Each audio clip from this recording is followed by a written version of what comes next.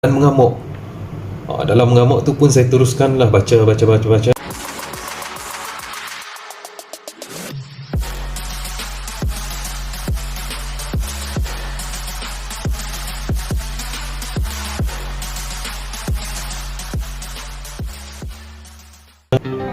Assalamualaikum warahmatullahi wabarakatuh. Diharap para penonton yang menonton video ini di dalam kesihatan yang baik dan dijauhi daripada virus COVID-19, insyaAllah. Sama-samalah kita menjaga dari segi SOP yang telah diterangkan oleh kerajaan, dan dalam masa yang sama jangan lupa untuk kita sentiasa berdoa kepada Allah agar Allah jauhkan kita daripada COVID-19 ini, insyaAllah. Okey, kali ini ada satu cerita yang sangat-sangat menarik yang saya nak kongsikan kepada para penonton.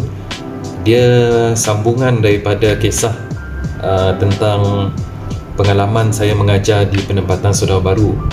Okey, jadi kisah dia macam ni. Kisah ni dia ada unsur seram sikit lah. Ada unsur seram, tapi ada pengajaran. Banyak pengajaran yang saya boleh kongsikan kali ini. Jadi jangan stop tengok video ni. Kalau boleh stay lah sampai habis. Okey, insyaAllah tak panjang. Saya cuba ringkaskan. Okey, dia bermula macam ni. Seperti biasa, hari-hari saya akan pergi mengajar di perkampungan saudara baru ni, iaitu di kampung Penan Muslim Batu 12.5 ataupun 13. Saya akan gerak selalunya petang, dalam pukul 6 macam tu, kadang-kadang lepas maghrib. Okey, perjalanan saya nak pergi ke perkampungan tu lebih kurang memakan masa dalam 18 minit ataupun paling panjang pun dalam 20 minit macam tu lah kalau ada lori, sebab jalan tu memang jalan lori bawa balak semualah, kayu balak. Okey, jadi setelah saya sampai di perkampungan tu tadi, seperti biasalah kalau awal saya akan solat maghrib dekat situ. Selepas solat maghrib, saya akan start lah mengajar diorang Iqra'. Biasa lepas maghrib ni saya akan ajar diorang Iqra', daripada orang dewasa dan kanak-kanak lah sekali semua saya akan ajar diorang. Lebih kurang kadang-kadang ramai jugalah. Paling ramai pernah saya ajar dalam 20 orang. Jadi memang agak panjang. Habis tu barulah saya akan ajak diorang untuk solat Isyak secara berjemaah.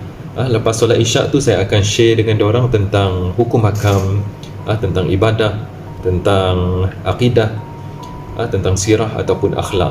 Saya akan share. Nak dijadikan cerita, selepas solat Isyak tu macam biasalah saya akan buka kitab, dan saya akan share lah tentang seperti yang saya sebut tadi.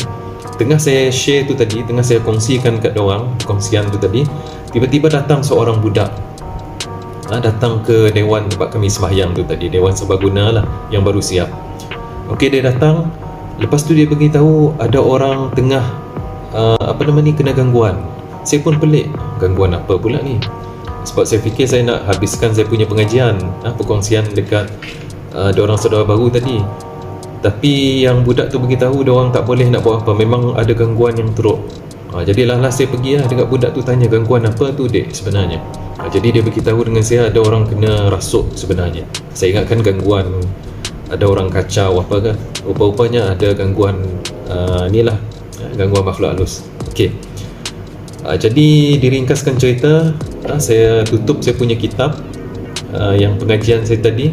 Saya bagi tahu dengan diorang kita sambung malam besok lah untuk pengajian saya. Jadi saya letak tepi, saya terus bawa saya punya beg yang untuk mengajar tu tadi, terus bergegas ke rumah yang tak jauh daripada surau tu, dewan tu tadi. Jadi pergilah ke rumah tu tadi. Semasa pergi rumah tu, orang yang kena kerasukan tu tadi, dia tengah macam dia tak buat apa-apa lah, dia tak adalah mengamuk, dia cuma macam duduk dan macam tengah memendamkan sesuatu. Cuma saya tak tengok, tak berdepan lah time tu sebab saya baru masuk. Lepas tu baru saya berdepan dengan dia. Saya tanya diorang, tak ada yang boleh ruqyahkan ke dia ni? Jadi diorang beritahu tak ada ni, sebab kalau nak call orang yang bahagian ruqyah ni kena agak jauh daripada situ lah, perlu tunggu lagi lah dalam mungkin setengah jam, 1 jam macam tu lah nak tunggu. Jadi sementara tu diorang minta tolong saya lah, Sebab saya pun membimbing orang dekat situ kan, jadi orang minta tolong lah dekat saya untuk buatlah apa-apa, bacakan Al-Quran ke apa kan. Jadi saya bacalah apa ayat yang saya tahu waktu tu. Walaupun saya ni bukanlah lebih kepada fokus bidang rawatan Islam ni sebenarnya, saya tak belajar benda tu, fokuslah benda tu, adalah belajar sikit-sikit tapi taklah fokus sangat. Jadi agak agak macam tak biasalah sebenarnya, agak kekok sikit. Tapi tak apa, saya cuba juga.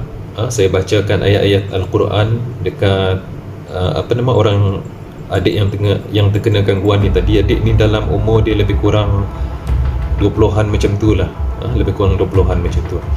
Okay, jadi saya pun try, saya baca ayat Al-Fatihah, Ayatul Kursi, 3 kul semua tadi. Start saya baca tu, dia start macam menggeletar, bergegar tangan apa semua, dengan mata dia tengok tajam ke arah saya, mata merah, dan mengamuk. Dalam mengamuk tu pun saya teruskanlah baca. Tengah saya baca tu tadi, tiba-tiba tahu tak apa yang terjadi? Tiba-tiba je black out, lampu semua terpadam. Memang time tu lah agak macam mengejutkan dan agak menyeramkan jugalah.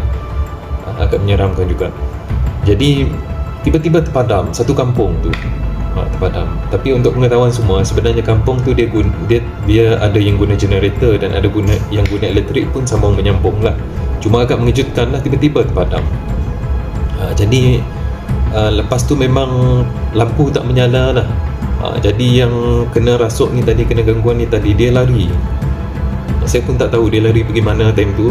Tanya dengan orang kampung, mana dia keluar daripada rumah dah. Time dia keluar daripada rumah tu pun dah jadi masalah pula dekat situ. Diorang pun duk cari-cari lah, manalah budak yang lari ni tadi kan. Okey, diorang cari-cari, alhamdulillah dapat jumpa balik. Diorang bawa balik ke rumah tu. Dia tak nak saya baca ayat lagi sebab dia tak selesa. Okey, alhamdulillah datang juga diorang yang geng-geng ruqyah ni tadi datang dan cuba ruqyah dia, rawat dia tadi. Walaupun dalam keadaan yang agak ni lah tadi, dengan blackout lagi, alhamdulillah akhir sekali dia tenang, dia dapat ditenangkan, dan benda tu tadi keluarlah daripada badan dia. Dan bila kami tanyalah dengan yang bagi ruqyah tu, dia orang bagi tahu yang adalah terkena tempias sebenarnya gangguan dia ni, dekat gangguan daripada makhluk halus yang dekat-dekat dengan situ lah sebenarnya. Okey, itulah lebih kurang cerita yang terjadi dengan yang saya sendiri hadapi time tu. Memang agak mengejutkan dan dalam masa yang sama agak menyeramkan. Alhamdulillah saya dapat lah sedikit membantu dengan saya membaca ayat Al-Quran dan yakin dengan Allah SWT lah yang memegang, yang mentadbir seluruh makhluk sebenarnya kan. Bukannya atas kuasa kita ataupun makhluk tu lah.